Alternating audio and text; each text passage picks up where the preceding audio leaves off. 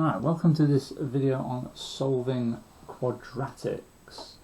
Okay, now in order to do this, you're going to have to maybe watch a previous video that we've done where we are factorising quadratic expressions. That will really help you to solve these. In fact, it's a really important skill. It's the first thing we're going to be doing here.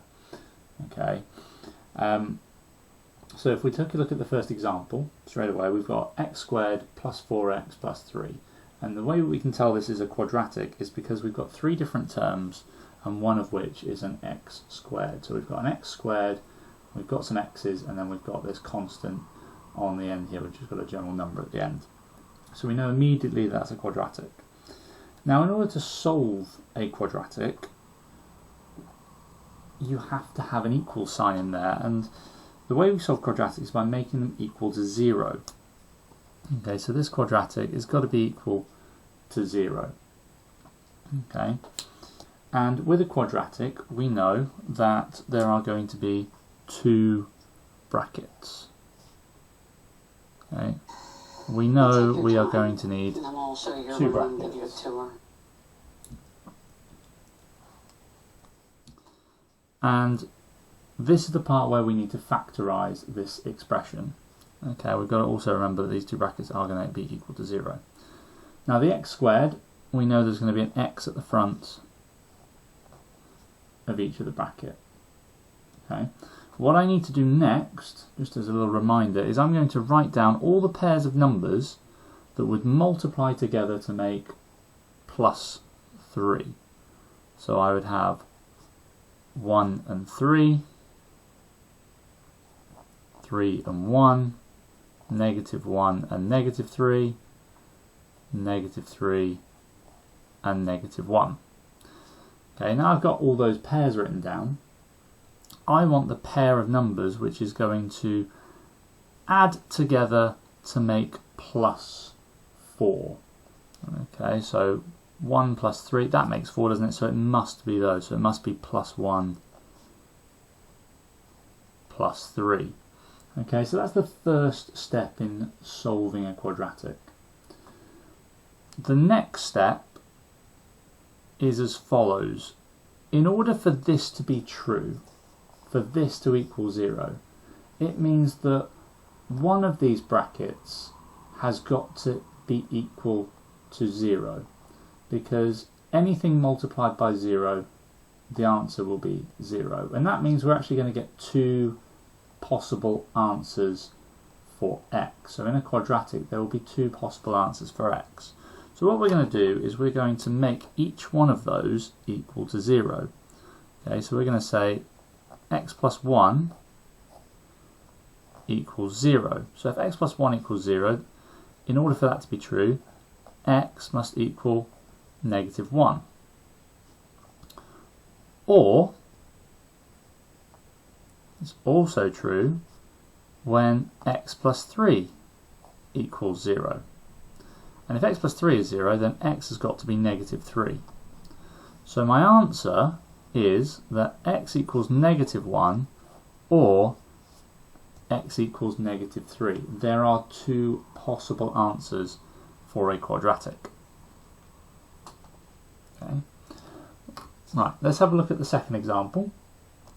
So again, I've got x squared minus 8x plus 12, and I have to make it equal to 0. I'm going to solve it, it's got to be equal to 0. It's a quadratic, so we know that there are going to be two brackets equal to 0, and we know at the start there's going to be an x for each bracket. Write down all the pairs of numbers that make plus 12. Okay, so there's going to be quite a few of these. So we're going to have 1 and 12, we're going to have 2 and 6, we're going to have 3 and 4. We're also going to have them the other way around as well, so you could have 12 and 1, and we could have 6 and 2, and we could have 4 and 3. Now, don't forget the negatives. Okay, so it could be -1, -12, it could be -2, -6, or it could be -3, -4. Okay, and the other way around as well. So we could have -12, -1, -6, -2, and -4, -3. Okay, so that's all the pairs. So a lot of pairs of numbers there for this one. All of them will make positive 12 if we multiply them. But I'm looking for the pair of numbers that will add together to make -8. Well, I want a negative, so I can straight away rule out any of the positives. It's not going to be any of those. Okay, so it's not going to be any of those positives together either. So we're looking for two negative numbers that are going to add together to make -8. So this is where you really have to be quite careful with your negatives as well.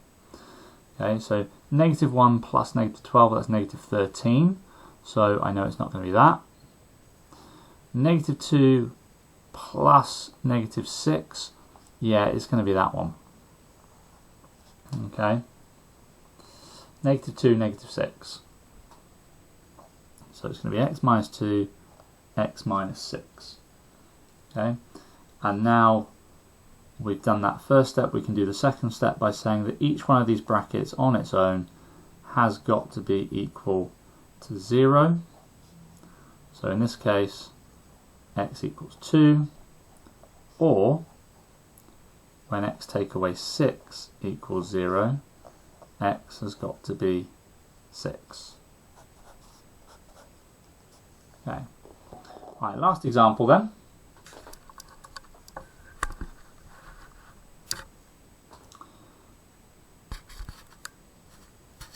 Right, I've got x squared plus 2x minus 15. By now you should all be realising that we have to make it equal to 0.